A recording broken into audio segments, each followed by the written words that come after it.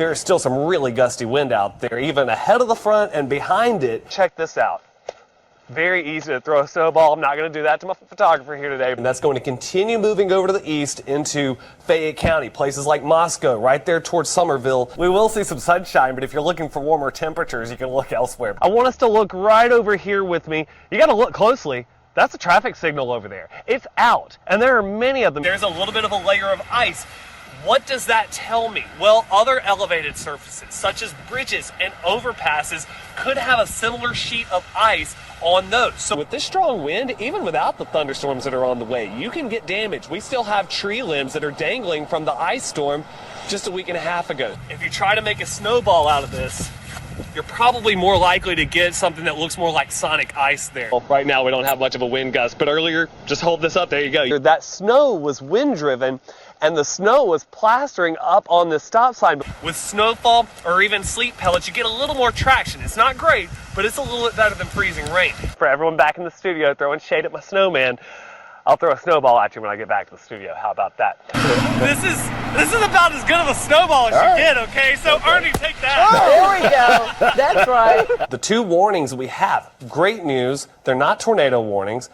But bad news is there's severe thunderstorm warnings. We have to take them seriously. We're seeing very strong non-thunderstorm winds and extremely strong thunderstorm winds along this because we have a very volatile environment right now. We have very strong wind shear, but not a lot of instability to create tornadoes, but just enough to cause problems. And obviously, we have a lot of power outages that Joey's going to be talking about here soon. We want to talk about this line of thunderstorms that continues to move through. Joey, I believe this might have slowed down a little bit, but maybe not by much. Not saying the winds have slowed down necessarily, but the line itself perhaps has, but that's moving through Collierville now, right here, getting close to the 269 and Highway 72 interchange out there. And eventually that's going to march over toward Rossville along Tennessee Highway 57 over toward Moscow.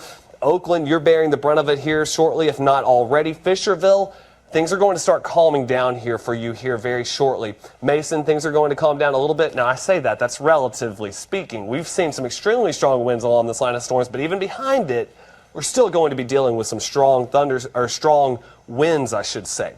Brownsville, you're dealing with some really strong winds as well. Stanton, right there along U.S. Highway 70 and I-40, that's going to be a nasty drive for you, driving up here through Haywood County and heading up toward Jackson, Tennessee. That severe thunderstorm warning there includes Haywood County and eventually goes up outside of the Fox 13 coverage area. But as I mentioned a moment ago, there are a few areas here that we need to look at. I know if you look at this here, you've got little kinks in this line. You see how you almost get these little kinks along the line? It's not just one straight line. The leading edge has these little kinks there like that.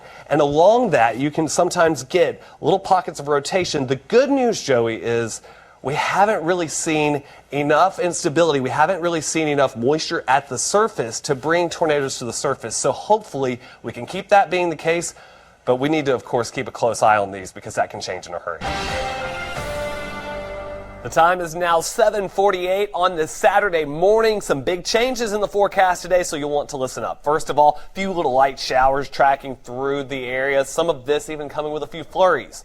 Now, if you're just joining us, you're probably like, wait a minute, flurries? Wasn't it like almost 70 yesterday, or like 70 in some cases yesterday? Yeah, this cold front is really flipping the switch on us. Now, the precip isn't going to be around for long. You might see a couple flurries along with some light sprinkles here and there.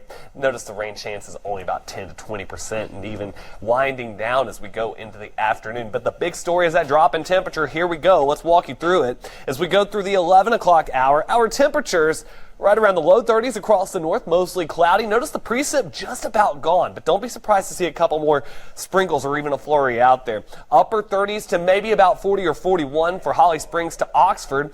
Going through the afternoon, pretty much flatlining right there in the 30s, 40s. Keep in mind, there will be a wind chill with this. It will feel like upper 20s to lower 30s. Bundle up. Yesterday it was the shorts and short sleeves. Today it's the parka, the hoodie or a hat, the beanie, the gloves perhaps if you're outdoors for any extended period of time. Through the evening, those temperatures stay cold in the 30s, mostly cloudy. We're pretty much all done with any chance of a sprinkle or flurry by then. But look how, as we go into the night tonight, the clouds clear out, and that's like removing the blanket from you. Those temperatures are going to drop. It's going to get cold tonight. We're talking 20s again, a hard freeze by the time we get to Sunday morning, and then we flip the switch again going through the week. Now, I'm going to fast forward for you real quickly because this becomes the next weather maker, the big talking point. Yeah, it's going to get a lot warmer by the middle of the week. We'll show you that on the 7-day. But Thursday, there is a chance for severe weather. We haven't shown you a map like this in a while, have we? A level 2 risk on a scale from 1 to 5, included from the I-10 corridor along the Gulf Coast all the way up here into southern Illinois. So that includes all of the Mid-South for your Thursday, especially Thursday in morning and midday. That's the thinking right now. But in the meantime, it just gets a little warmer each day. We've got 20s for morning lows the next couple of nights. 55 for a high by Valentine's Day for taking your honey out. And then as we go into Tuesday, we're back up to 64. So yeah, we're flipping the switch. We've gone up and then we're back down and then we're going back up. And by Thursday, there's your severe risk. And look, by Friday, we're partly sunny and back down to 45.